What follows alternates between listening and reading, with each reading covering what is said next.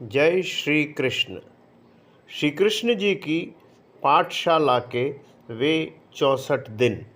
जी हाँ, इसी विषय पर हम आज चर्चा करेंगे।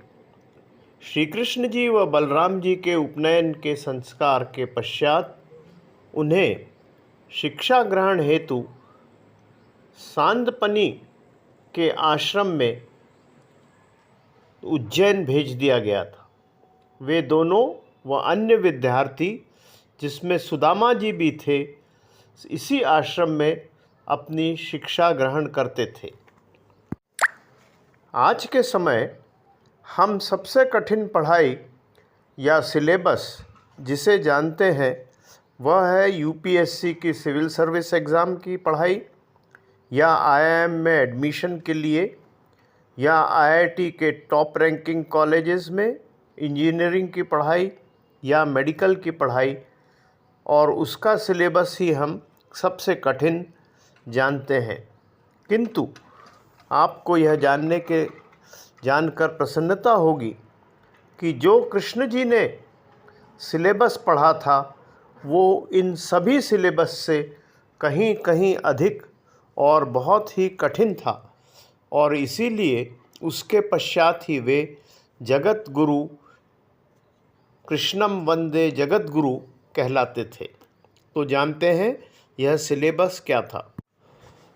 उनका सिलेबस था चारों वेदों का अध्ययन, जिसमें ऋग्वेद में 10,580, यजुर्वेद में 1975, अथर्ववेद में 5,977 व सामवेद में 1875 मंत्र हैं।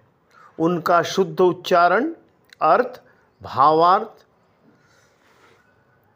कहाँ व किस तरह इसका उपयोग करना, उसकी विधि, मंत्रों की मीमांसा या विश्लेषण की जानकारी, सभी मंत्रों को कंठस्थ करना, यह एक पार्ट। दूसरा, 6 वेदांगों का संपूर्ण ज्ञान व मीमांसा। 6 वेदांग हैं: शिक्षा, कल्प या अनुष्ठान, व्याकरण, ज्योतिष शास्त्र, द्वंद्व व निरुत्तर करने की विद्या, ये सेकंड पार्ट। तीसरा था राजनीति के 6 अंगों का ज्ञान, जिसमें है संधि, विग्रह या विस्तार करना, याना यानी उत्तर देने की कला, जिसमें कि सामने वाले को पस्त कर दिया जाए, आसन या प्रोटोकॉल, मैत्री भाव, to be friendly with others, और संशय यानी संदेह या अनिश्चितता की जानकारी की परिस्थिति में किस तरह निपटना।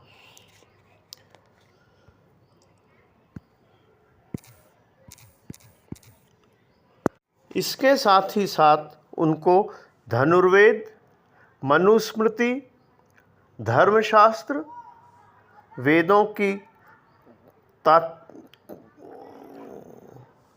वेदों का तात्पर्य बतलाने की कला, ध्यान करना, वाद्य, नृत्य, पाक शिक्षा, सिलाई बुनाई इत्यादि भी साथ में सिखाए जाते थे।